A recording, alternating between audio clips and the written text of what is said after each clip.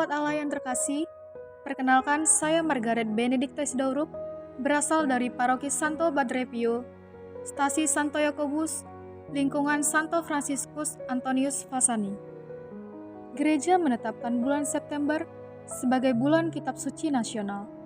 Di bulan ini, kita diajak untuk semakin mencintai dan menghayati Kitab Suci yang menjadi landasan hidup kita sebagai umat yang beriman. Nah, ngomong-ngomong tentang Kitab Suci, tahukah kita tokoh yang sudah menerjemahkan Kitab Suci dari bahasa aslinya sehingga kita dapat membacanya seperti sekarang ini? Karena sebenarnya Kitab Suci itu berasal dari bahasa Ibrani dan Yunani. Tokoh yang sangat berjasa itu adalah Santo Hieronymus. Santo Hieronymus lahir sekitar tahun 347 Masehi di Stridon. Orang tuanya menamai dia Eusebius Sopronius Hieronymus. Sejak kecil, Hieronymus dikenal cerdas, rajin membaca, dan memiliki rasa ingin tahu yang sangat besar. Nah, ketika beranjak dewasa, ia dikirim ke Roma untuk belajar retorika, filsafat, dan tata bahasa. Pembimbingnya saat itu adalah seorang ahli retorika yang sangat terkenal, yaitu Aelius Donatus. Mulai saat itulah ia jatuh cinta pada dunia buku dan mendalami karya-karya klasik Latin dan Yunani. Kehidupan di Roma juga menggoda Hieronymus muda. Ia sempat hidup dengan penuh kesenangan duniawi, tapi hatinya selalu resah. Ia merasa ada yang kosong dalam dirinya. Namun akhirnya, ia memutuskan untuk kembali kepada imannya secara serius. Di Roma, Hieronymus dibaptis secara resmi sebagai orang Kristen. Ia lalu melakukan perjalanan ke Galia, kemudian ke Antiokhia, Syria. Di sana, ia mulai tertarik pada hidup asketis, atau hidup sederhana, doa, dan pantang. Hieronymus bahkan tinggal beberapa tahun sebagai pertapa di padang gurun Kalkis sekitar tahun 374 sampai 379.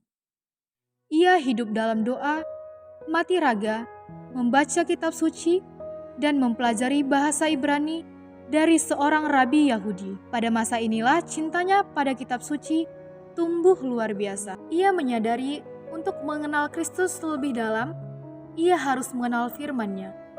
Karena itu, ia mendalami bahasa Ibrani, Yunani, dan Latin untuk bisa memahami kitab suci dalam bahasa aslinya.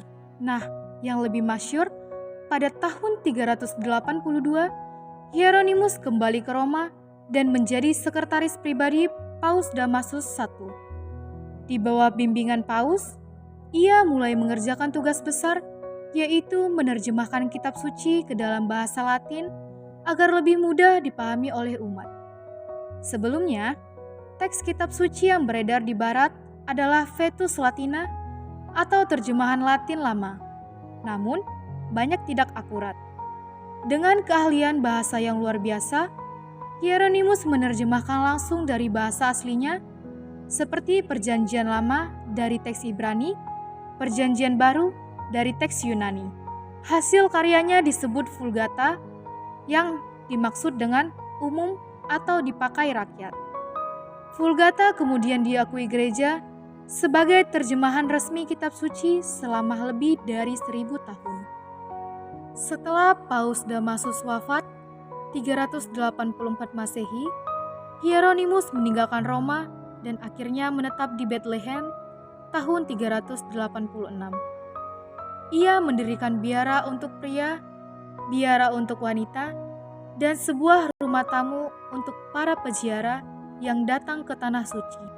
Nah, di Bethlehemlah ia menghabiskan sisa hidupnya untuk menulis tafsir kitab suci, menerjemahkan karya-karya teologi, memberikan bimbingan rohani lewat surat-suratnya, serta menyusun komentar Alkitab yang sangat mendalam. Berkat ketekunannya dalam kitab suci, membuatnya disebut sebagai doktor kitab suci atau doktor scripturae. Santo Hieronymus wafat pada tanggal 30 September 420 Masehi di Bethlehem. Ia dimakamkan di sana. Namun, sebagian reliknya dipindahkan ke Basilika Santa Maria Maggiore di Roma. Gereja Katolik memperingati pesta Santo Hieronymus setiap tanggal 30 September.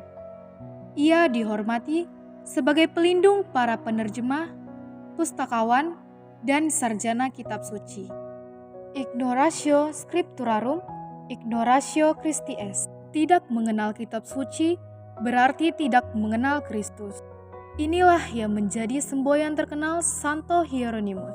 Dengan semboyan itu, ia menekankan kepada kita bahwa membaca kitab suci bukan hanya soal ilmu, tetapi jalan untuk mengenal Yesus secara pribadi.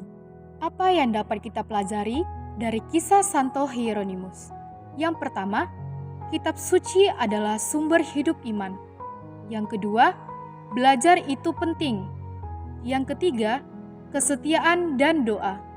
Yang keempat, Alkitab bukan hanya untuk tahu, tetapi untuk dihidupi. Ya Tuhan, ajarlah kami untuk semakin mencintai kitab suci dan mengenal Yesus secara pribadi sebagai jalan keselamatan.